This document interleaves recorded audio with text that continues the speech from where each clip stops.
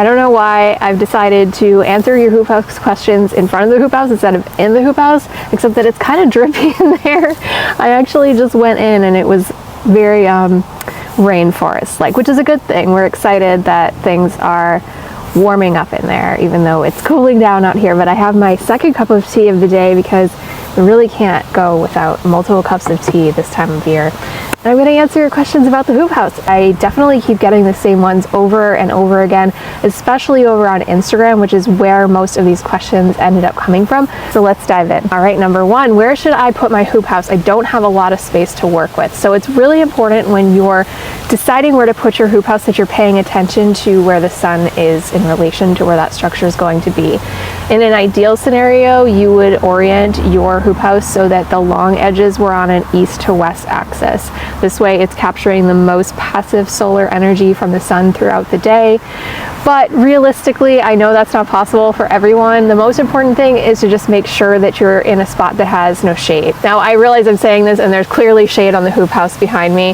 That's just because we've got this tree line behind the camera here that hasn't dropped its leaves yet. Normally it would have at this point in the season, and with the sun right there, it will be in direct sun for most of the day. Outside of shade considerations, you also want to be making sure you're looking at the grade or the slope of your land. If you put your hoop house in a location where it's in kind of a dip, then it could collect too much water and flood, and we don't want that. And of course, put it somewhere that's convenient to you if you can. I have the steps down from my back door right here, and it's a quick walk over to the hoop house. So when I have to shovel it in the winter, when it snows, it won't be a big deal. Wondering if this is a more budget-friendly option. How much did it cost? It's definitely a more budget-friendly option than a traditional greenhouse. I would say all in, I spent less than $500. I have the exact breakdown on another video. I did splurge on some things that were not total necessities. So like the solar lights and extra compost, just to make sure that the soil was in the best possible shape. You might be able to skip some of those things. The thermometer isn't a total necessity, but unfortunately the most expensive pieces are the most necessary, and that would be the cattle panel. I want to say those were about $30 a piece, and the greenhouse plastic itself is definitely on the pricier side because I wanted to get something that I knew would last multiple seasons and not potentially disintegrate the first year that I used it. And these are things that I don't recommend cutting corners on. In fact, you might not be able to cut corners on the cattle panel because it can be kind of hard to source them to begin with. But you could probably get it done for around $300, and especially if you made it even a little bit smaller than this with 2 panels instead of 3 panels, that could help cut costs as well. All right, and the next question is, where did you find the cattle panel and how did you get it home? I really wish that I had the resources to have filmed this because it was hilarious. So I ended up getting it at Tractor Supply. That was the only place around here that had it available.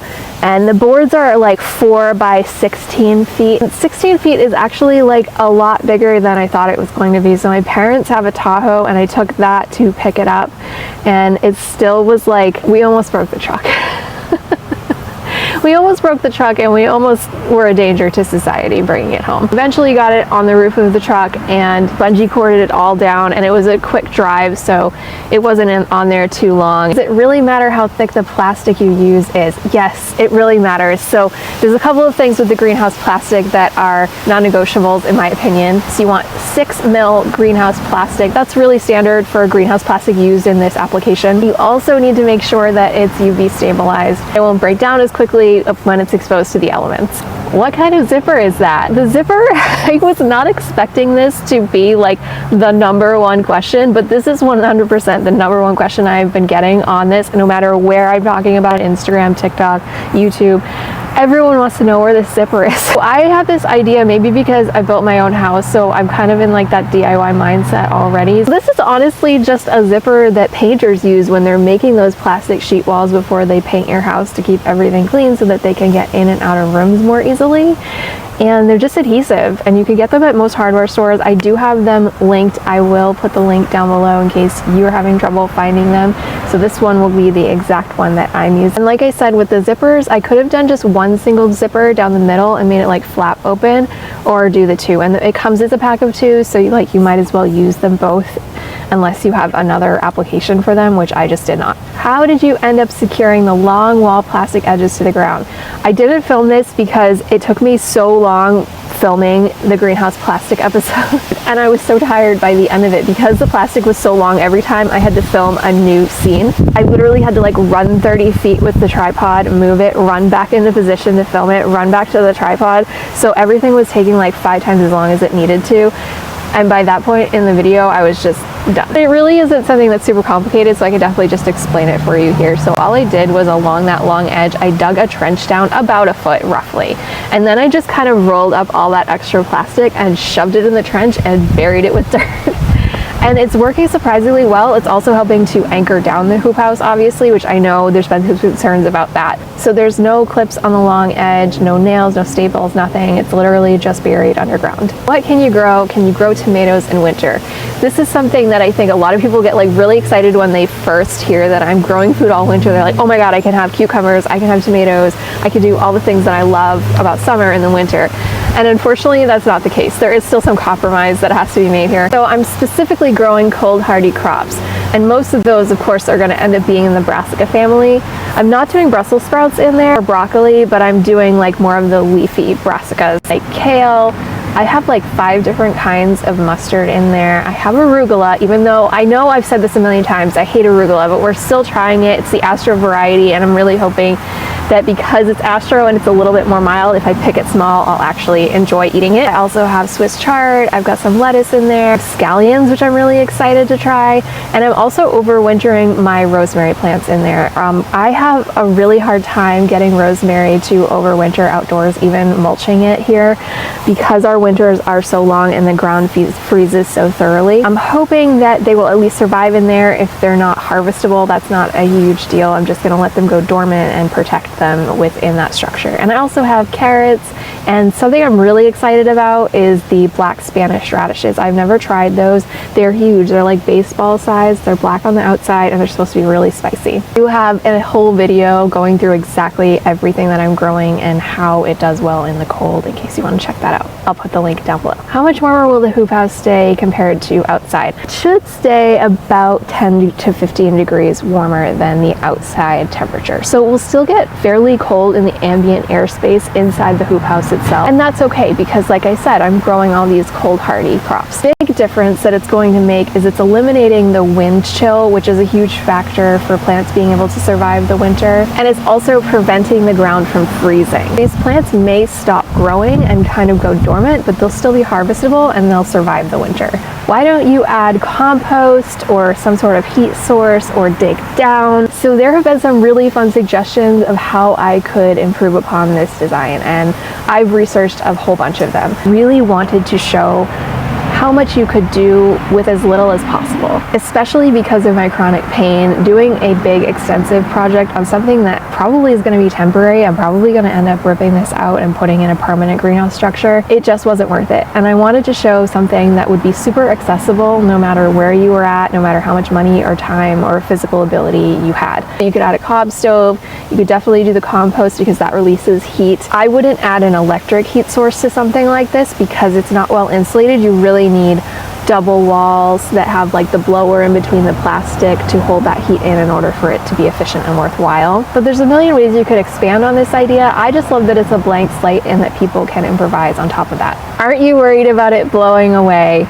So many people are very worried about this blowing away. I did end up tying some zip ties to the rebar that's anchored about a foot into the ground. Plus, with the plastic itself being buried, that's not something that I'm overall concerned about. I know it does look like it could be a giant sail. We get really strong winds off of the field, so it's something that I'm definitely keeping an eye out on, but I'm not overly concerned about it. What will you do about the snow? So I'm going to be keeping a fairly close eye on it. I'm hoping that the slope of the roof helps keep off the lighter snow, but if we do get some heavy snow loads, it's something I'm going to have to keep on top of, brushing it off. You can also add posts inside in the middle. I haven't done it now. If I have to do it because we get a lot of snow, I definitely will. But I'm avoiding it because I do want to film in there, and that will just make it extra tricky because it's such a small space already. I have heard some people say that they did not add those posts and the roof did end up collapsing, so it's certainly something you want to keep in mind if you're building this and you live in a very snow heavy area. How did you prepare the soil? So we have really good soil here. This is old farmland, so every time I dig down, I'm met with beautiful, lush, loamy soil. I did just want to set the plants up for success as much as possible because this is something where I only got one shot to get these things in the ground and growing successfully. So what I did was I just amended with some Quad-E1 compost from Coast of Maine. Really just laid that right on top because it does have some soil in it. You can just plant directly in it. Will you take it down in the spring? I don't know. I haven't quite figured out what's going to be happening with this in the spring. I have a lot of ideas for this whole area. This whole area is getting revamped in the spring. I would really love to make this kind of more a patio space with pavers and add some new raised beds. The old ones that are right here are disintegrating, so they're coming out in the next month or so to add some new ones later on. But I do need to prep this whole area again, and eventually there's going to be a greenhouse lean-to against this wall here where the cold frame is. It's a big project though, so I don't want to say it's definitely on the horizon, but it's something that we're working towards, and if I can, it would mean that this whole area needs to get graded and prepped for that building structure, probably in early spring. It would be great to use this structure to start my seeds early and get a head start on certain things, and maybe even do my tomatoes in the summer. But realistically, if I have to take it down because I'm getting a greenhouse, I think that'll be worth it. How is this different from a cold frame? A cold frame is a much smaller structure. You can kind of see mine peeking out from back there. I'm a little bit more limited in what I can grow because of the size of it.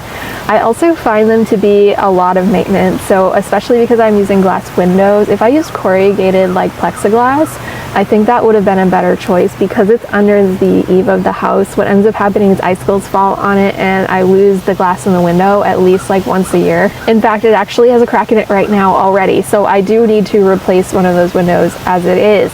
It ends up being a lot more maintenance, and of course you can't go inside of it, so it's just a very different feel. If it's all that you can do, then I totally recommend giving it a try. It's just a lot more limiting in my opinion. How long did it take to build? This is kind of hard for me to answer because I was filming the whole thing at the same time, which makes everything take 5 times as long. I would say if you had 2 people, you could definitely get this done in a weekend if you were determined and you weren't troubleshooting a lot of things that I was troubleshooting. So if you have videos that I've already made so that you can build your own, then it's much less of a struggle. Plastic is definitely the most time-consuming part in my opinion, because you really do want to take your time and get that right and situated in a way where no air gaps are present and it's super secure and it's not going to blow away. Will you decorate for the holidays? I need your input on this. I would really love to do some decorating, even if some fall stuff this month and then some holiday stuff for next month. I don't know where to start. I actually got some chalk pens and I thought it could be really fun to do like little pumpkin drawings,